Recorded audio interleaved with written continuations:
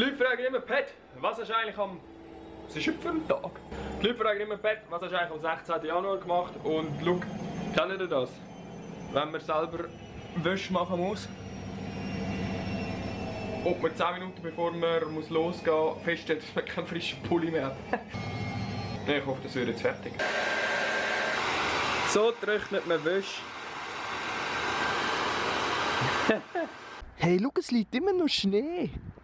Es ist hure hell draussen. Es ist so hell, dass ich eine Sonnenbrille angelegt habe.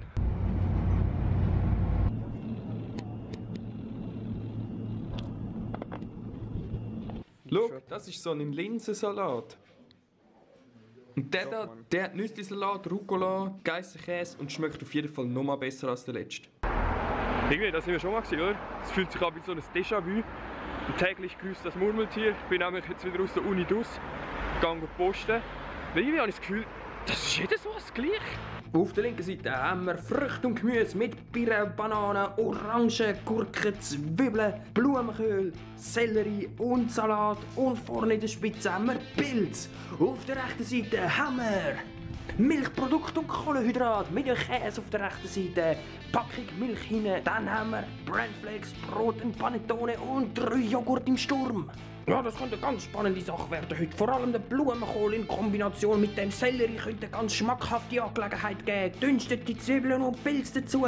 Und zum Dessert ein Fruchtsalat. Was kann da Gegenseite bieten? Zum Beispiel Linessa Brandflakes mit Joghurt oder Brot mit Käse. Das kann natürlich auch etwas. Und zum Dessert hätten wir da ein Panettone. Oh mein Gott.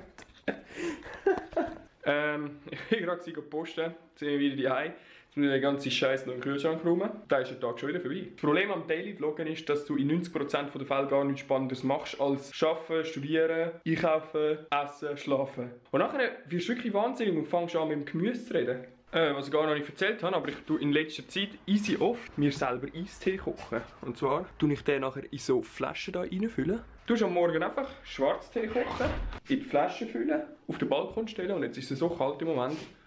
Oh, hast du Eistee selber gemacht, hure fein. Wirklich nur Tee, Wasser, ein bisschen Zucker oder Süßstoff. Ist viel besser als das Chemiezeug, das man so trinkt. Oh, und welchen Eistee findet ihr eigentlich besser? Den Nestle-Eistee, den Lipton-Eistee oder den vom Migros? Der vom Migros! Jetzt ist es schon wieder dunkel draus und ich chill jetzt noch ein bisschen, schneide den Vlog. Ich wünsche euch einen ganz, ganz schönen Abend. Schaltet morgen wieder ein, lasst ein Abo da, dann verpasst ihr es nicht. Wenn ihr auf das Glöckchen drückt, neben dem Abo-Button, dann bekommt ihr sogar eine Benachrichtigung, wenn das Video aufgeladen ist. Vielen Dank fürs Zuschauen, bis morgen, ciao zusammen.